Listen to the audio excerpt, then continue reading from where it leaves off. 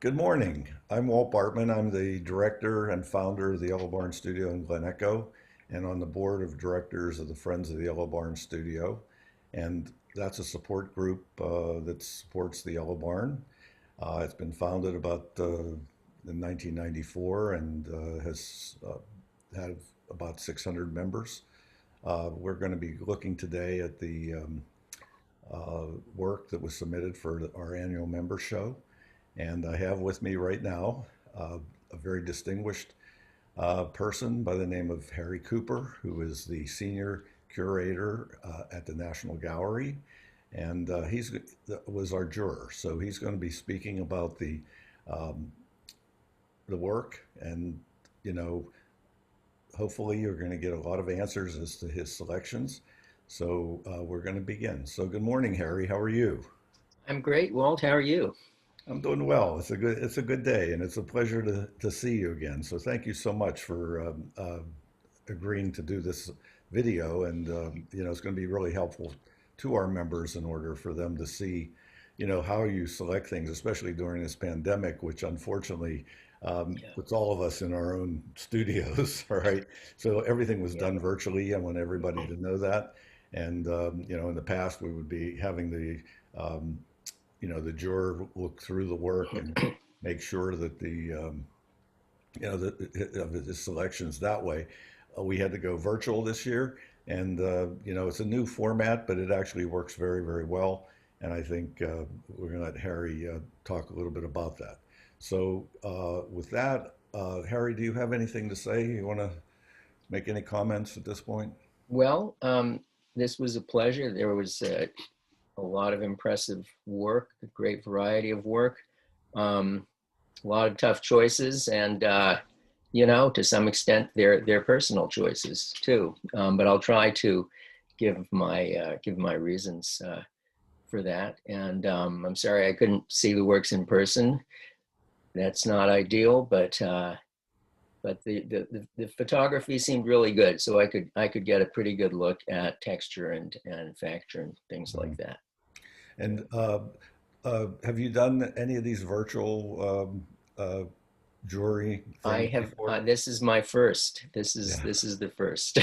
Yeah, we're all doing the first Yeah, kind of thing around here. But, yeah, truthfully, it's worked well. And I think your choices are excellent. And, I think everybody's going to be surprised, but also, they'll see how the level, the quality the members of the Friends, the level of the work that people great. are doing. So, okay, with that, we're going to go on to looking at a screen here now. We're going to share screen, which is going to have a PowerPoint presentation, and Harry will be speaking about his choices here in a few minutes here. So here we go. So we're going to share the screen, and I want to welcome you to the 26th annual Friends of the Yellow Barn Studio Members Show. We've been doing this because it's an opportunity for our members to really show the great work that they've done throughout the years. And we had double the number. I guess we had close to 200 entries. So I think that that's our largest number ever. So Harry, just so you know, you had to make some selections from quite a large group of paintings. And our memberships usually around uh, 400 to 600 people. So that was a pretty good number to have 200 entries from our group. As you see here, this is Harry's bio. Um, he's a really distinguished juror. I mean, when we look at his career and we look at his background, uh, we couldn't have anybody better. And I think this is one of the things that I want you to know in selecting a juror. We want to have the best. So he is the senior curator and he's the head of modern art at the National Gallery. And he's been organizing exhibitions throughout the years. I don't know how far back does your career go? I kind of started a little bit late, so I think I'm hitting the 25 year mark as a curator. Yeah.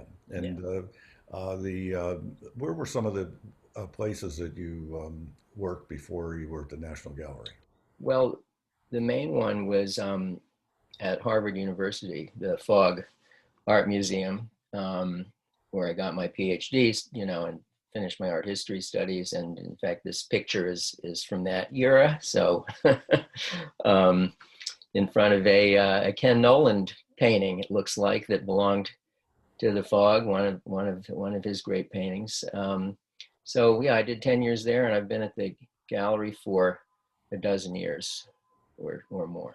Yeah, and you still look the same, Harry, just so you know. All right. So believe me, you're doing well.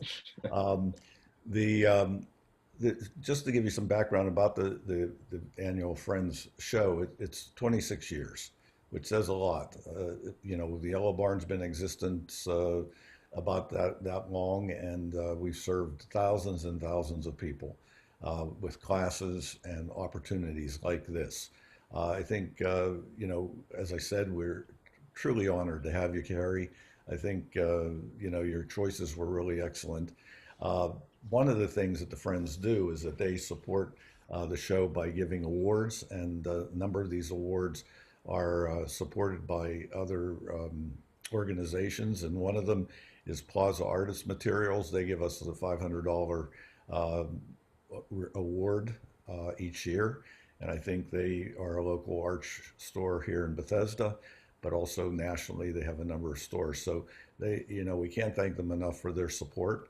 But the other awards are sponsored through the donations uh, from the members of the Friends of the Yellow Barn, and it's a $70 a year membership. But I think you know the thing about that is that without the Friends, we wouldn't have something like this happen. And I think it can be a catalyst for a lot of artists when they receive an award or get into a juried show on the level of this one. So I want to give a special thanks to the directors, the board of directors of the Friends of the Yellow Barn Studio, okay, and also the members who have supported us throughout the years. The board of directors, Jim Kettler is president, Susan Gallego is secretary, Larry Schlafer treasurer, Michelle Escalon technical advisor. He's the one that does the website. Leanne Houdershell is in charge of membership, and I'm the advisor to the group, being past president for a number of years. So with that, we're going to go on to the first award, which is the Best of Show Award, the Plaza Artist Material Award. It's called Autumn on the Potomac. It's by Holly Bueller. And Harry, do you want to make any comments about this, please? Sure. Well, Best of Show was tough, and I kept going around and around, but I kept coming back to this painting, which really grabbed me. It's as you can see, it's just a small oil sketch, plein air, I would guess, wet into wet painting. Probably didn't take more than an hour or two, I'm guessing. I don't know the artist, by the way. I didn't recognize the names of any artists, so and I didn't look at CVs. It's really just going purely on what I saw as the merits. But I think this has, I mean, it's in some ways it's very, very controlled. The palette is controlled. A little color goes a long way. There's a great use of grays that makes the other colors pop. Values are really all in the right place if you squint your eyes, I think. Um, and then there's almost like a single movement in here, this drama of all of this uh, movement coming out from that sunset, I would guess, rushing towards us in the water and the sky, or if you want to look at it the other way, rushing back into the background. But that idea of just a sweeping movement, and of course, you're out in nature, the sky, the river. There's just a wonderful, for me, sense of nature in motion. Great touch. Somebody I think who is very comfortable working like this, and I'm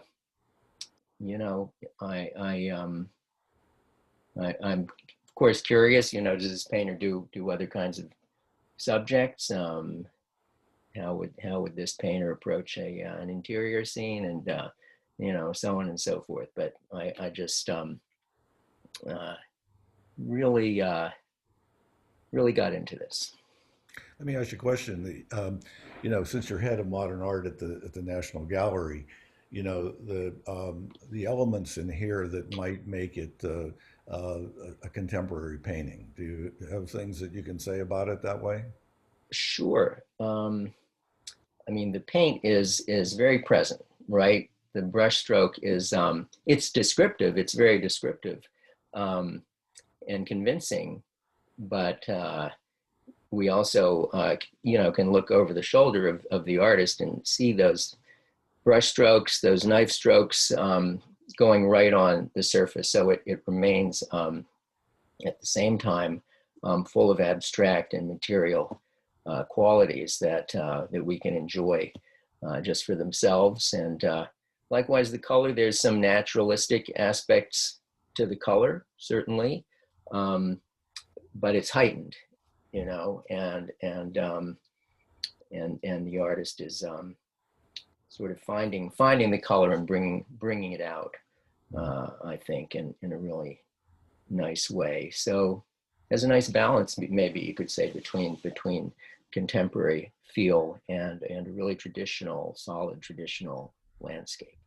Yeah, this is a painting that I think, when I look at it, can feel really big, which I think is very interesting because it is a smaller painting, but it has that monumentality that I think, changes the dynamics of just the scale that it's painted on. But Absolutely. I was surprised when I saw the dimensions, and I think that idea that you're really talking about of internal scale, how do you create internal scale? It really happens here. So there's some really tiny strokes like that little uh, indication of light through the trees on the right, just above the horizon. Small stroke like that can make the other strokes really look monumental. And just yeah, that's a really a sophisticated painting.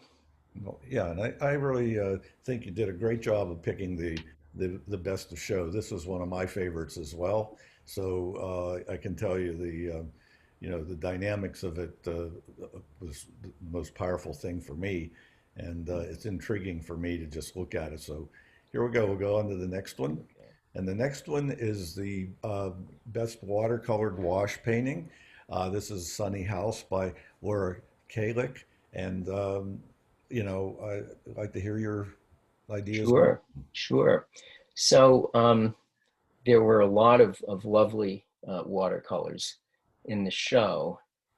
And this is sort of an odd choice because it's not a traditional watercolor or gouache. I think it, in some ways, looks more like an acrylic painting, maybe. Um, and I mean, there's a lot of white there, which watercolors and gouache paintings are sometimes avoiding.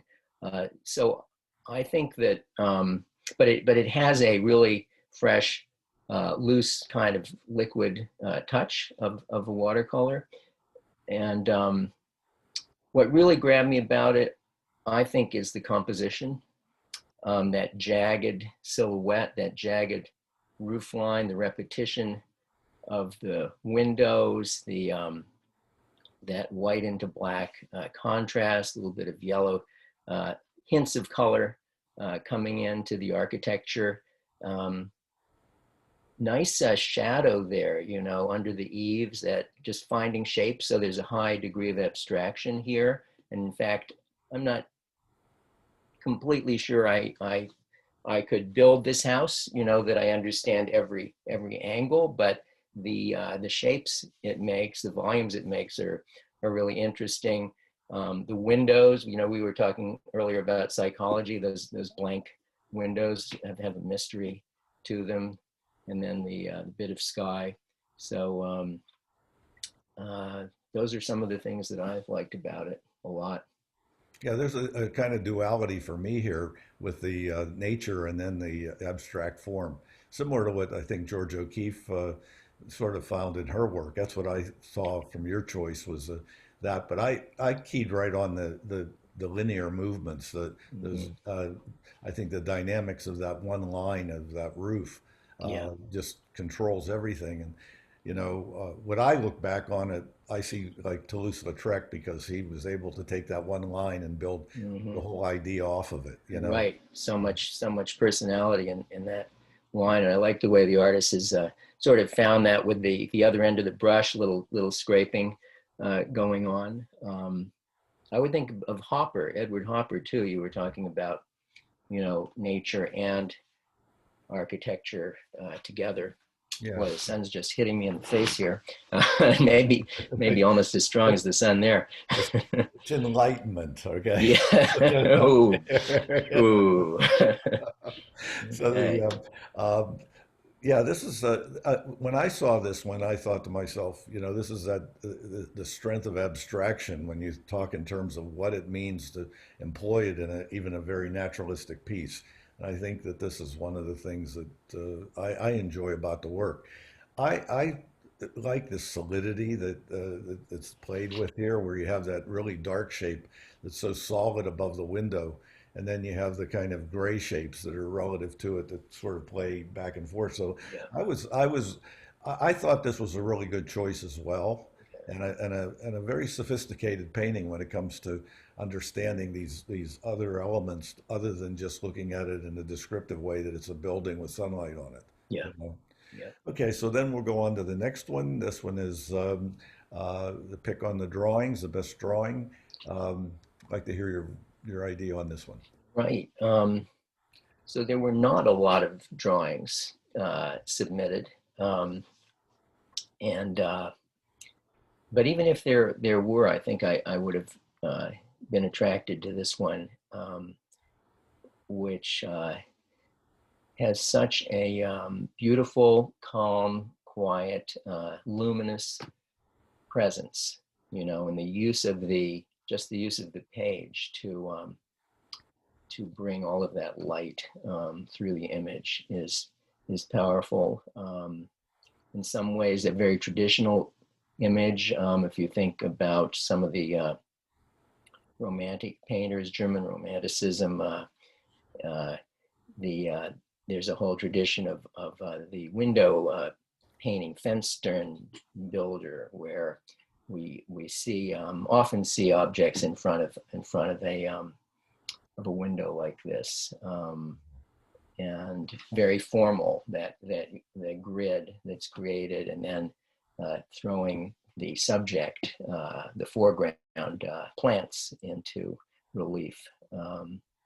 So yeah, and a very nice mix of some, careful looking at the subject, some detail, but also real firm, strong abstraction. Not unlike the work we were just looking at in terms of architecture, shadows, those shadows along the bottom, I think, which we might not even notice. Shadows are so easy to overlook, and we rely on artists to see them Mhm. for us, and make them so important.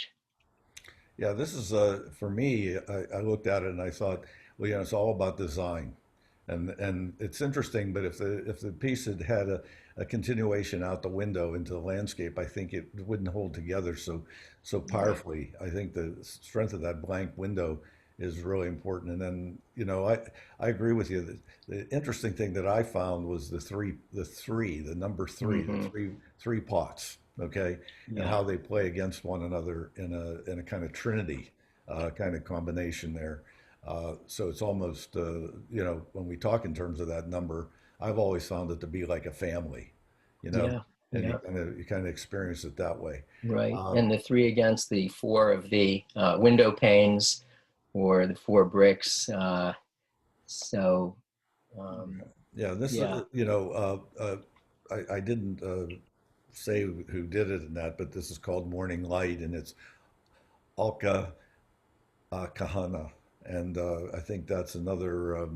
It's interesting to see what. Of course, we have these different categories, so the pieces are judged against the work submitted in those categories as well. Okay, so then the next one is this is the rice field. It's uh, Michiro Mizuchi. Okay, and maybe you can speak a little bit about this. Sure. There were not a lot of abstract paintings presented, and so it stood out for that reason. But that in itself is nothing good necessarily. um, I think why I kept coming back to this, um, there was something very, very satisfying about the touch, for one thing. I think there's a very, we think about stripes, and stripes have a big history in abstraction. Whether you want to talk about Frank Stella or Gene Davis, but they were very hard edged. Barnett Newman. Well, Barnett Newman, you start to get interesting things happening on the edges, and I think this is really interesting for the variety of touch, where you have um, it looks like some straight edge work, and then a lot of much looser painting, both under and over, lots of layering, and a wonderful rhythms get set up, and just a nice free kind of intuitive approach to a kind of painting that can get very rigid if if you're not if you're not careful. So it stayed very fresh. I like the especially parts at like bottom left, upper right, where it's not all about stripes. There's something coming through. Something has could be a whole other image under there. Um, so I just and the palette, it has a nice control to it. Basically kind of complements blues versus oranges. And I'm sure you teach that it's a good idea to not use every color in the paint box. And I appreciated that too. Yeah, and I think what I got out of it, of course, the strength of the horizontal is always an element that, when we look in terms of design, what that means. It's interesting to see. For me, I keep going to this one stripe in the lower third of the painting, the kind of pinkish stripe that's against the blue, The two blues, yeah. because it's edged on both sides Hmm. and becomes sort of you don't think of it, but optically, for me, it creates a measurement between that and all the pattern that's going on in the work.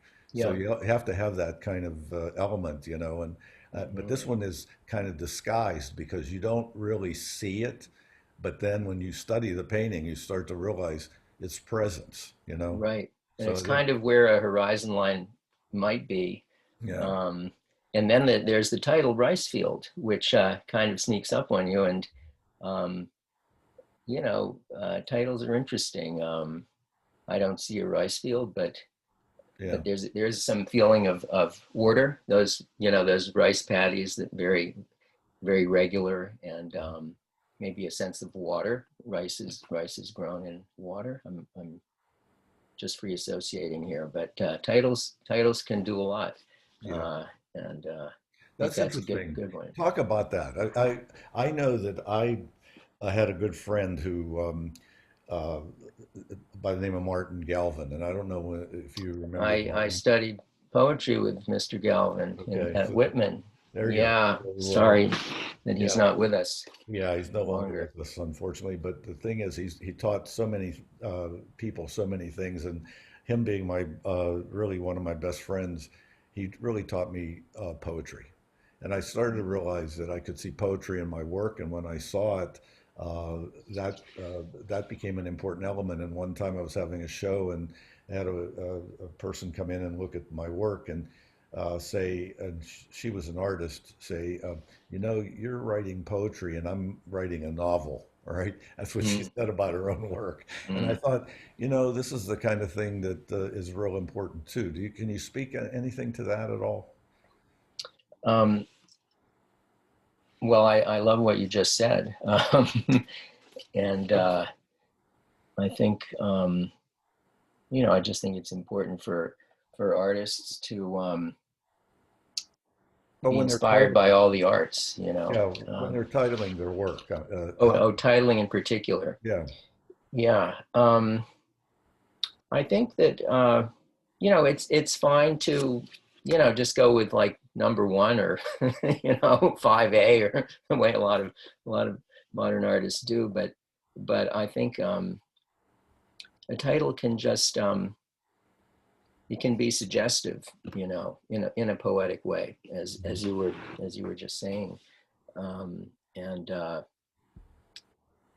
yeah, I mean, I mentioned Frank Stella earlier. He gave titles that were kind of inscrutable and sort of at a complete tangent to what he might have been doing.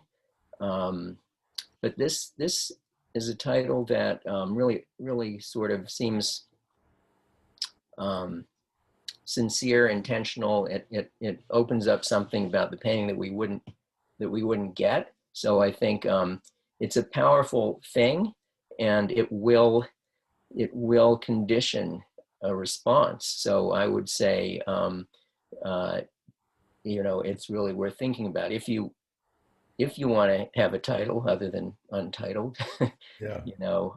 what's it going to be? That is, there are not too many art forms where you have that opportunity to put a stamp on the work that's how it's going to be known, and it's very powerful. Yeah. And I think for me, when I title my work, I think it comes after the work. So in other words, Mm. it's not Yeah, the title doesn't direct the work. It's sort of I find the title from it. yeah. Uh, so this is an interesting piece. This is the best mixed media piece. It's called New World, Marion Willinger, and maybe you can speak to Sure, how you sure. chose this one. Um, there were some great um, mixed media submissions, and they were a little harder to judge because you really want to see the different media up close. But I think this one for me, it really embodies the idea of mixed media because there's so many different things happening here. It looks like a torn up um, etching possibly, or maybe pieces of charcoal drawing, elements of watercolor, possibly atomized or sprayed in some cases, or sort of running in other cases. Um, and so I like that about it. And then it creates a scene. We were just talking about titles, New World. I think Brave New World. What kind of world is this? There's a surrealism to it. There's a sense of figures or plants reaching up, seed pods. Something is developing or coming into being in a landscape horizontal format.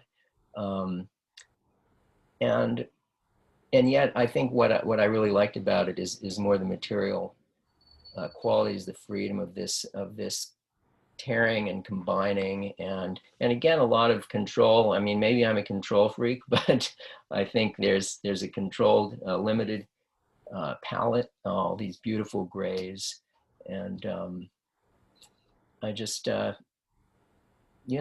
coming back to it as very satisfying. Yeah, I was when you chose this one, I saw the uniqueness in it. Maybe it's the medium because it will you can apply it in a way that makes this kind of uh, art. Okay, but the interesting thing is that it really sets my mind working, in a lot Mhm. of in multiple ways, and the feeling that I get from it, I get some kind of historical um, feeling. Okay, just in the nature of whether it's the future or whether it's the past, it has that kind of connection to me. All right, Yeah, and yeah. I just felt this was a very powerful piece, like you said, with its color and its pattern of Mhm. shape. The when you being a curator at the National Gallery, and when you're looking at work, say, I know you every so often will purchase something. All right, Mhm. how do you go about picking making a choice on something like that? How does that just to share with our viewers here Sure. a little bit? Well, I mean, one of the pleasures of doing a jury like this is that um, it's just sort of pure visual response.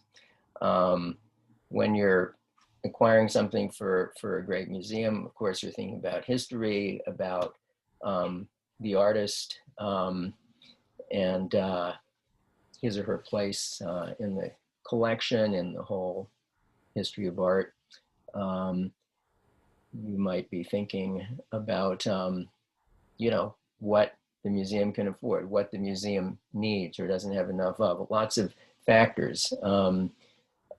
And yet, um, it still comes down to this very immediate aesthetic response. And, I don't care how much we need the piece or what kind of name recognition the artist has. If I don't like it, it doesn't do anything for me. Then we're just here in the yellow barn saying, good, better, best, Yeah. work on this some more, send it back to the studio. So I try to keep it, just as immediate as possible, and that's the pleasure So of you it. go with your feelings, is what you're saying.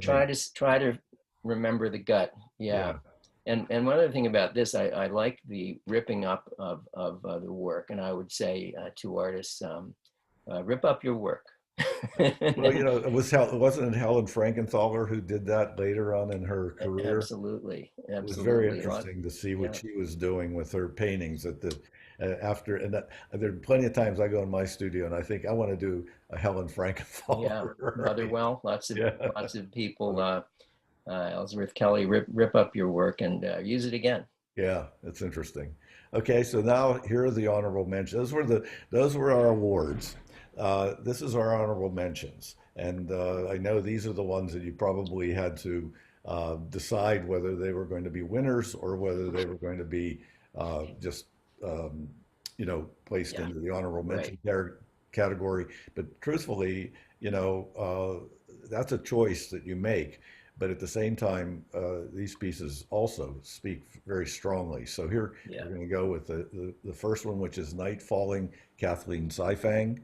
All right, and your ideas on this one. Sure. Right. Well, I'm glad we had the honorable mention category because it was hard to leave a lot of works behind, and I mean, not to mention just what was going to be in the show.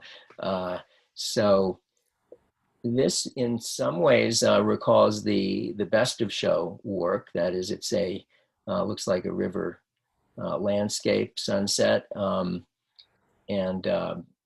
some of the same drama, that focus, on a central point that things are going back to or coming out of, um, and yet it has a very different feeling. It's the brushwork is less prominent. It's more about maybe mood, color mood, like that sort of the way the purple is sort of dragged down on the right across the little bit of water there. Thinking about Turner maybe or Whistler. Mhm. So you know, really nice, and I'm glad that I could pick it out. Yeah, this is the drama in this one. I think is what pulled me to it.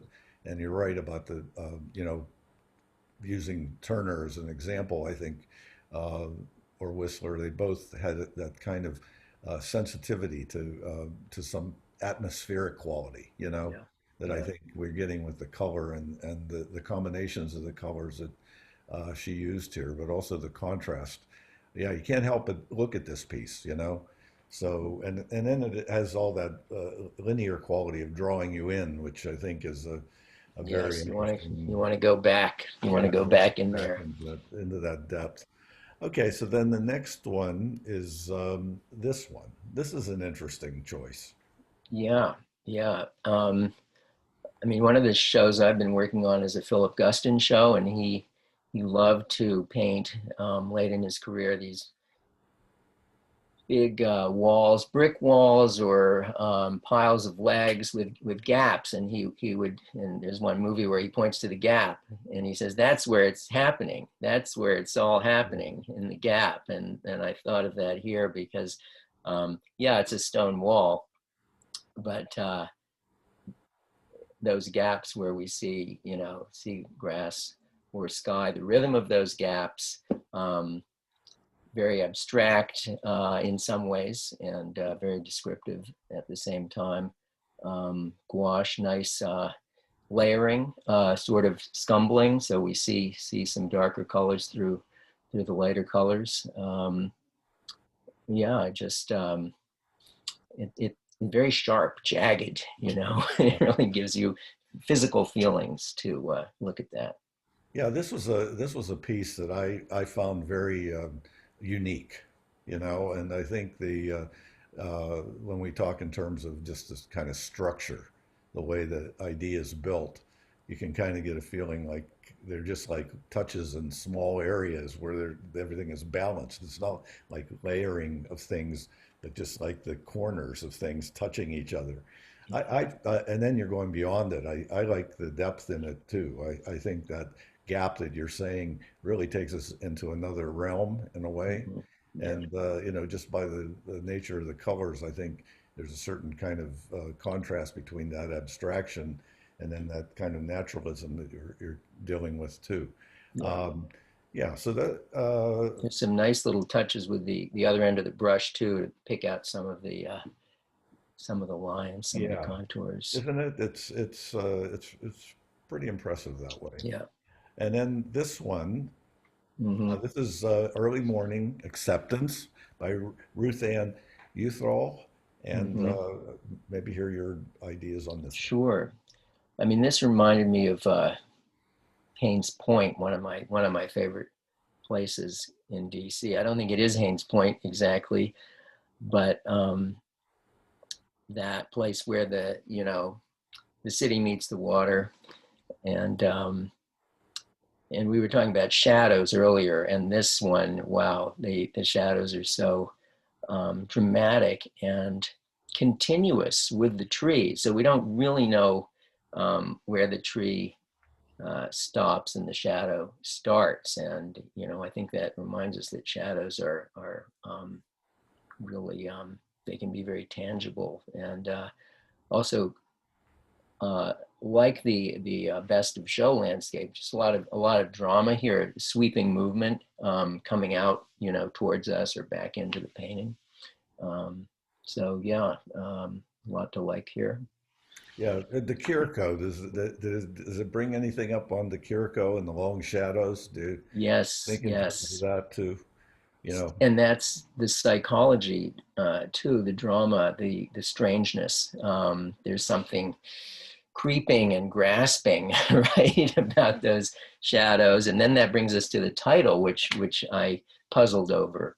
yeah. Early Morning Acceptance. Early Morning is a fine title, Mm. but acceptance. What are we accepting? What we're not accepting. Gives it a Yeah, possibly a mournful kind of feeling. interesting. Yeah, and then that backlighting, just the drama of that, I think is interesting too. You almost feel like it's going to be blinding light if you move out of the shadows. Yeah. Um, so then the next one, on display by Peter Sieg. Yeah. This struck me for a number of reasons. It's very a solid, fine, multi-figure painting. This is somebody who really knows his way around the figure as an oil painter. Um, so posture, movement, anatomy. It's all convincing, and the but that's really that's sort of the given. But then there's something very creative about it. It's kind of about art, I guess. I guess these folks are in a gallery. There's sort of rectangles floating around, in a sense of works on display, and and that title is a good one. You know, what is on display? Is it that um, woman in the print dress who is on display? Hmm. um, she is isolated and sort of picked out, um, or is it you know, when we go to an art gallery, the art is on display, but you know, we're on display. And I think this is very much about that kind of social observation. How do we behave, and how do people interact in that situation? Yeah, I wanted to make just a comment. I want to correct this. This is Patrick Sig, not Peter. And I think you hit it right, the nail on the head. I found this piece incredibly intriguing, because of that duality. That are we looking at the gallery, or are we looking at the woman, Hmm. right? And she's obviously not connected to us. She's looking in another direction. Yeah. So it takes us beyond just what we're seeing. And I think that adds to this kind of uh, illusion that you're talking about. The atmosphere I found very fascinating in the way the colors are used to kind of communicate seeing, and that, we have that really strong print, which we really focus on, and then everything else tends to become somewhat blurry and almost amorphic, you know, Right. in the way Yeah. it's moving. The Uh, whole thing could almost be a reflection or mhm. seen through glass. There are a couple of sort of streaks that are intriguing. And the color is there. Now we've seen a number of your pieces that you've picked that are somewhat plein air or in the present. This, probably wasn't painted in the art gallery at the time. How do you deal with photography as an element of, say, the source that you might be working from? Yeah, I think that's a great question, and I had that thought. You know, how much is there an important photographic source here? And there were some great paintings in the show that were photorealist, that were clearly done, sort of transcribed, transformed from photographs. And I'm not usually attracted to that work, I should just say. So there were some very impressive examples of that I didn't pick out for mention that will be in the show. But this one um, I like because there's a photographic sense to it, but it really it's been transformed into something you know, that doesn't feel fixed the way a photograph Hmm. can.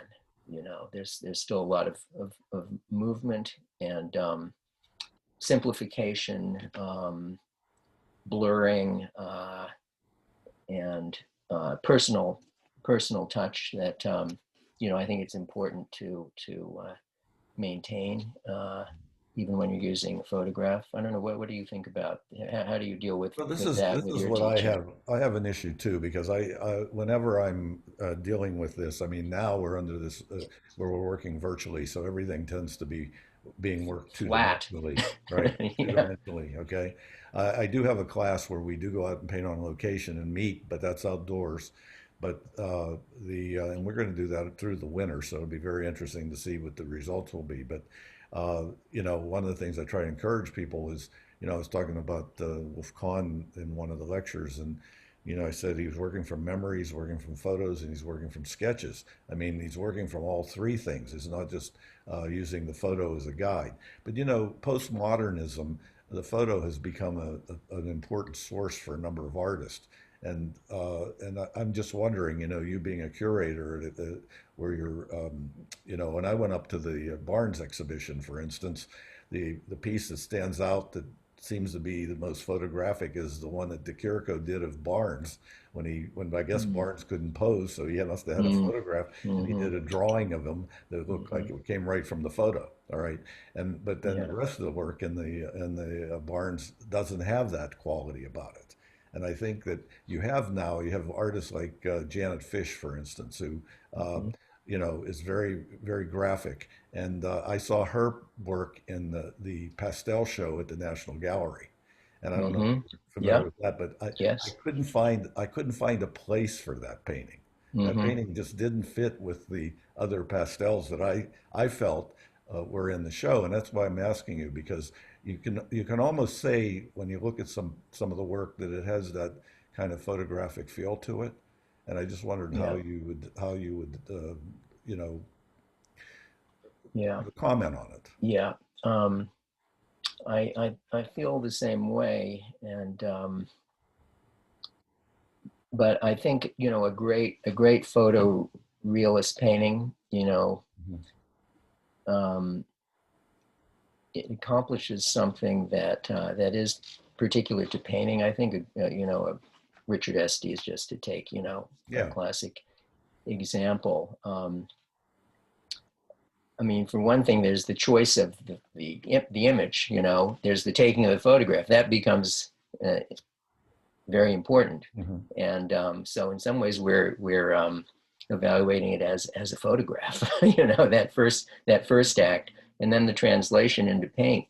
Um, it's never just photographic. It's never photographic. There's simplifications. There's interpretations that happen that then make sense of the painting as a painting. And I think you know that's got to happen. And if Hmm. that doesn't happen, then you might as well just have the photograph. Hmm. Um, And I think that that's one of the things that we have now. I mean, there's lot of people that are wedded to using that source, and how that source is going to change over the years. We're not going to continue taking photos. We'll probably have stereo photography as well. And I think that this is one right. of the issues too. And you have movies and things like that that you can work from. So I think that yeah, all the technology that we have now. I guess you're having to deal with that in looking at the art that's being produced. I guess when you're looking at a show. Unfortunately, yeah. Yeah. Which is why what you're doing, the Yellow Barn is doing, uh, is so important. Hmm. Where you just get out there in the world, and it's you and Right, where the you and the subject. yeah, where the ideas happen. I think Yeah. that's why I particularly like being in that moment. But I can see now when we're looking at like for instance this piece goes beyond that. And I Yeah. think that that's the Yeah. that's the key, when we're looking at work. So we're not wedded to it as being a process. Yeah. Okay, so then the next one. This is Empyrean by Jan Roland. Yeah. I mean, this follows on the last one in some ways, and on what we've been saying. There is almost at the top center there. There's almost a sense of a poster or a photographic image of a woman. Hmm. Um, there seems to be, uh, so there's a couple of faces in there. There's just this was I thought one of the most ambitious paintings in the show. Actually, I mean the size, the number of things going on. Are we in a mall? Architecture. There's there's foliage, plants. There are these images that might be from pop culture. A lot of different patterns. That great grid that starts to happen at the top right and then gets transformed in the middle. So you know, maybe almost too much going on. But it kept my attention trying to figure it out, and so I was quite sure from the beginning that this was important, and again the palette is pretty controlled. I think that's crucial because if you're going to do something this complicated, you better find some ways to keep it simple. Um, Great drawing, beautiful musical, rhythmic drawing, especially in those plant forms. Yeah. What about you, Walt? Well, I see it as a collage of ideas, and you're Mm-hmm. right. I mean, your mind is constantly changing ideas. In other words, you're finding your way through the painting. And I think whether it becomes just a rhythmic pattern or whether it becomes a descriptive element like a bird or a face, or plants. I think that's the kind of contradiction that we have here. I was telling my students that are studying with me that if they're going to pick an idea, that they need to use an idea noun. And this would be Mm, a great one for contradiction. In other mm-hmm. words, you have that kind of Mm-hmm. aspect Yeah. to bringing that kind of uh, design element, where you put all these things together as an assemblage, Yeah. And I Right. think that this is what we have. The color Yes. combinations interest me because of the contrasting colors. I think I get a lot out of the richness of some of the colors just for their own properties, Yeah. And I Yeah. think that that's the other part of it too. So it's fascinating. It's fascinating that it has so much going on that sometimes you think, oh, maybe it's over the top with too many ideas. But in this one, you can't help but be attracted to it. You're not Yeah. Yeah. repulsed by it. Yeah. And So, then, and the title Empyrean, which I think refers to the heavens, mhm. the vault of the heavens. So uh, I'm that just it's something to think about. Yeah. And this is one that we were talking about using the photo. Here's where you can actually conceptualize using more than one photo or one source. Yes, And I and think that can really yeah take some of the power away from the single photographic image, and you right. start to enter into it, manipulate it, take control of it. Yeah, and I think that's a good point. That term "take control," because I think that when people just copy the photographic image, they're not in control, you know. Yeah. And I think that that's the way to look at it that way. So here you've got those multiple images, and they're working very well with each other. Okay, so then the next one, this is Golden Reflections, Kyoto by Anne Roselli. Yeah. Um, Maybe one of the smallest paintings, and I just kept looking at it. I've been to Kyoto, and it has a beautiful feeling of maybe a temple reflected in water. I think it's all reflection. Actually, I don't think I see a a horizon or a place where the water meets the land. I think it's all reflection, which is an interesting idea. And um, I like the dragging texture of those yellows and golds. This sort of dragged, somewhat dry brush, um, and that in contrast with the water, the sort of denser water, thicker paint there.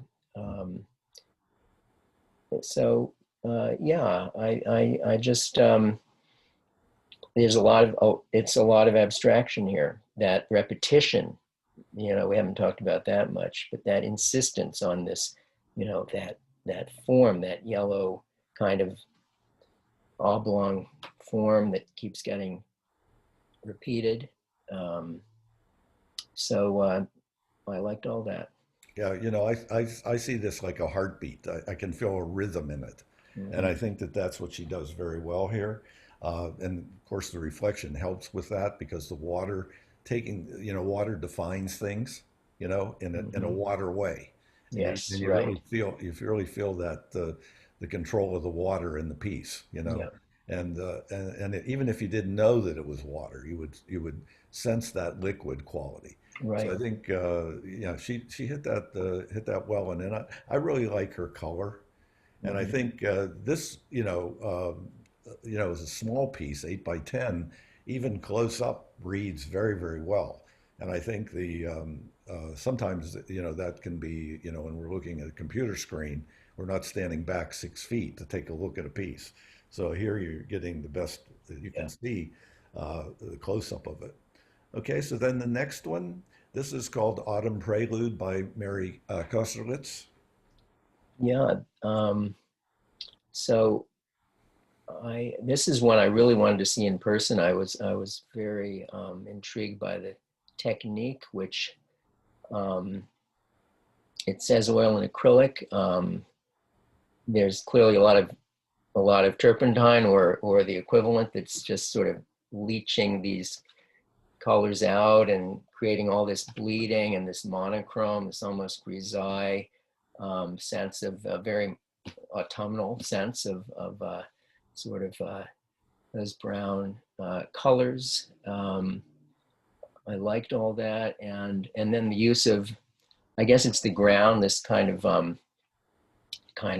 yellowish ground that gives a tonality to the whole piece, and that whether it reads as road, I guess, or sky, um, it's a very effective use of the ground. What's interesting, I don't know if you can see the connection with Max Ernst, but it feels Yes, like an Ernst to me. I Okay, do. I do. and I Yeah. think that this is one of the unique things that Ernst did, those frottages, which were the Right. rubbings, where then he came back and he solidified colors around and made a defined form. And this is what you're feeling. I know how this piece is made. I know that it's done with a squeegee. All Okay. right. So she was talking about her approach the other day, and I found it fascinating, and everybody that was listening to it, and she was in one of my classes, um, uh, felt that it was a really unique way of working, and they all wanted to know where she got the squeegee. Right. Copying is great. Getting inspired. Yeah, that's Yeah. exactly. All of a Yeah. sudden, it's like yeah, a different way of working. But Yeah. the design works here, and it works both abstractly and representationally. And this is one of the few that I think I really feel the negative space.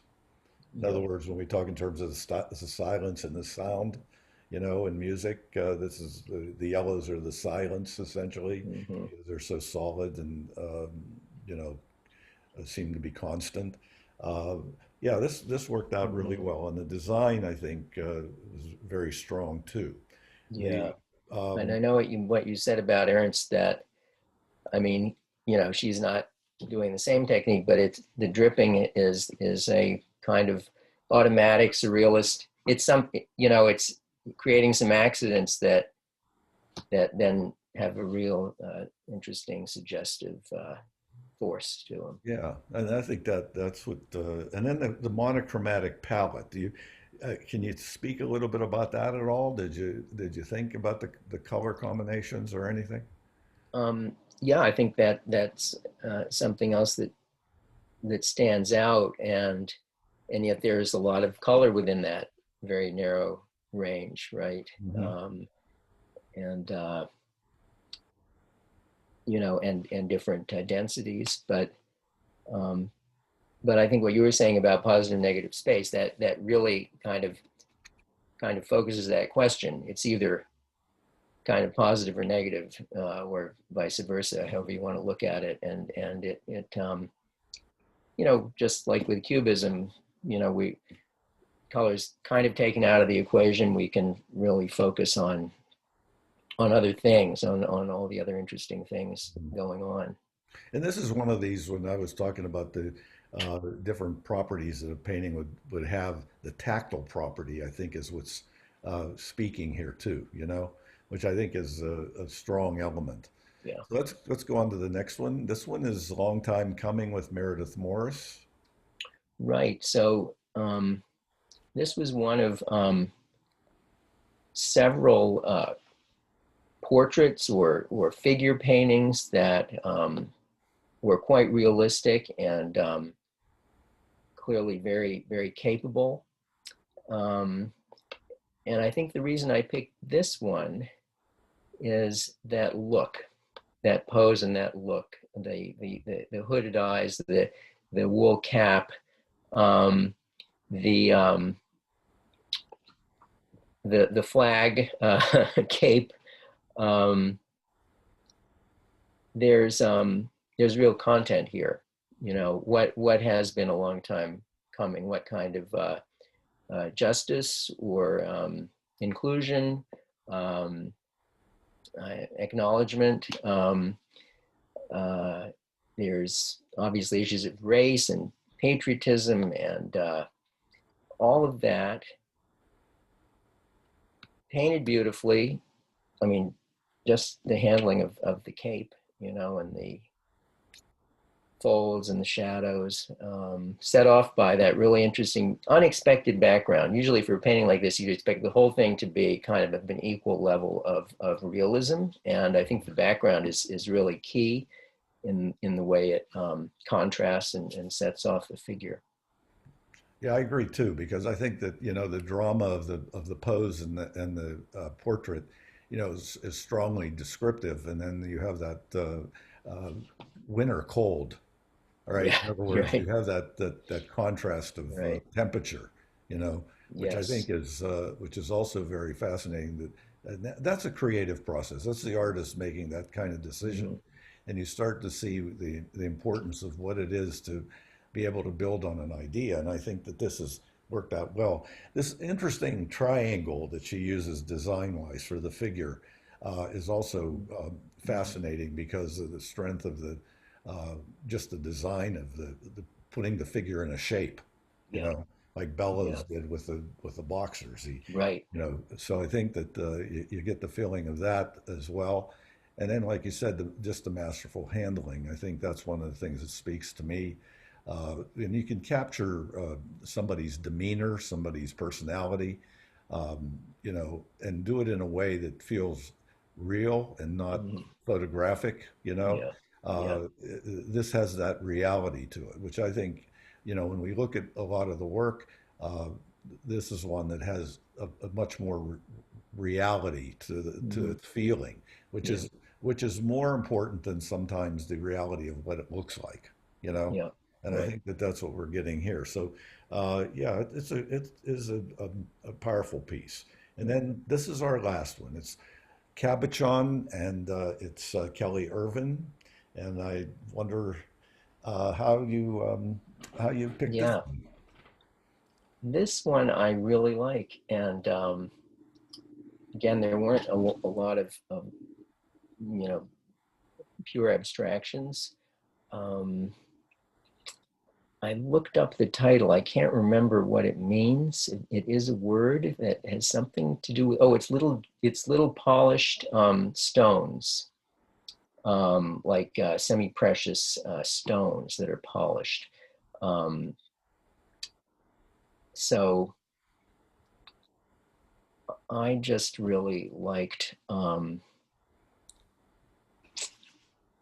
the, well, there's a sense of like several layers of things happening, at once. There's that there's the several layers of these circles. Some are filled, some aren't, different colors. Then there's sort of a background that they interact with. A sort of a wave-like motion.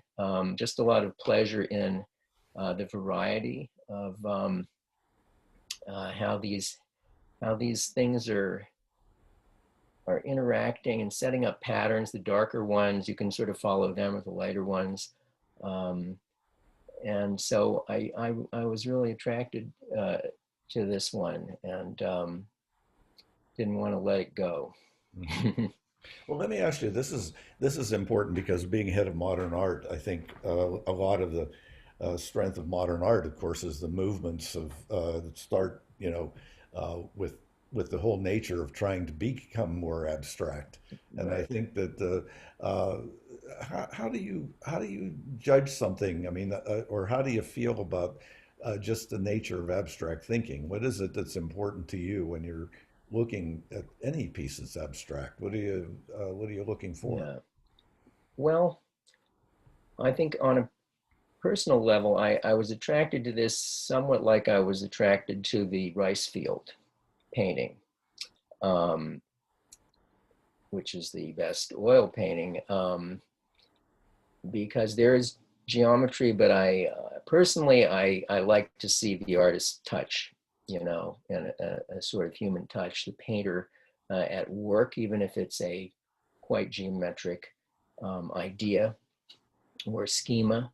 whether it's stripes or circles. I mean, there's um, uh, this isn't very, for me, it's still very involved with perception, patterns, things about the natural world. We might not know what they are, complexity. Um, abstract paintings that are totally flat, I mean, they've had an important place in 20th century art, and I'm more attracted to the ones that let in more things, more space, more atmosphere, more touch, whatever it is. Yeah. Let me ask you a question. The Bauhaus comes up for me. I don't know how much it has influenced you, but whenever I look at the nature of abstraction, I kind of define abstraction by the way those artists were really looking at things. Do you Yeah, agree with me there? absolutely. I think whether we think about the Bauhaus or maybe Black Mountain College, that kind of pedagogy where you are, you're it's there's a lot of abstraction design, but you're looking at patterns in nature often. Think of Annie Alber's weavings, where there's complexity and rhythm and all of these elements, and there's a sense of, I think, for Bauhaus and Black Mountain, sense of like process and experimentation. Um, Working the variations on a theme. I think that not so much necessarily to get a result, but to see what happens. To see what happens when you change something. Joseph Albert's interaction of colors. Put one color next to another. What happens? What happens to our perception? This has a lot of that feeling in it. I think exploration. Is there any books that someone can read that would really set their mind in a way of really understanding the power of abstract? I mean, we're talking about modernism and we're talking about a period of dealing with an idea, the Yeah. whole sense of abstraction. But are there any authors or Um, books that you could recommend? yeah. I'm sure you have a lot of them There's a behind you. few. I mean, there's a few, right? All of those. But well, we mentioned the Albers interaction of colors. That's a that's a great thing to experience. It's not so much a book to read, but to study and um, work through. Um, I think that the National Gallery has the Mellon Lectures every year, and Kirk Varnedoe, the late curator at Museum of Modern Art, gave lectures on abstraction, published as a book called Pictures of Nothing, which is a great title. Um, and I think it's not very jargony. It's very, very accessible. And I think that's a good place to start. I think Meyer Shapiro was a great art historian, professor at Columbia, who wrote about modern art from Seurat, all the way up to the mid 20th century. Um, More, there's a collected essays that he put out called, I think it's just called Modern Art. Mhm. Um, so those are some places to Yeah, start. let me ask you if this goes back. This may go back too far for you. I'm not sure, but John Canada's Mainstreams of Modern Art. Absolutely, I had that on my shelf Yeah, for sure. that Yeah. was the one that started me. All right, in understanding a lot more about what painting was and the and I kind of refer to these books every once in a while. Almost revisit them, because it's really important. But Yeah. it's good to have your opinion on these things, especially the nature of abstraction. We have a number of very fine abstract painting teachers at the Yellow Barn that I think really understand it. And I don't know if, uh, uh, of course, she passed away. Was Helen Corning? Do you remember Helen Corning at all? Didn't Name know sound her. familiar? No. Okay, well, No. she taught for us for many years, and she was a real guide in really dealing with just the whole nature of thinking abstractly, and Hmm. and especially non-objective abstract thinking. Yeah. So I Yeah. think that was one of her gifts that she could pass on to everyone. Well, it's been a pleasure having you. Okay. Absolutely. I feel like, I mean, as we went on, we we're talking more and more. I feel like we should go back to the beginning and talk talk about the first ones again. Um, but it really was great to compare notes and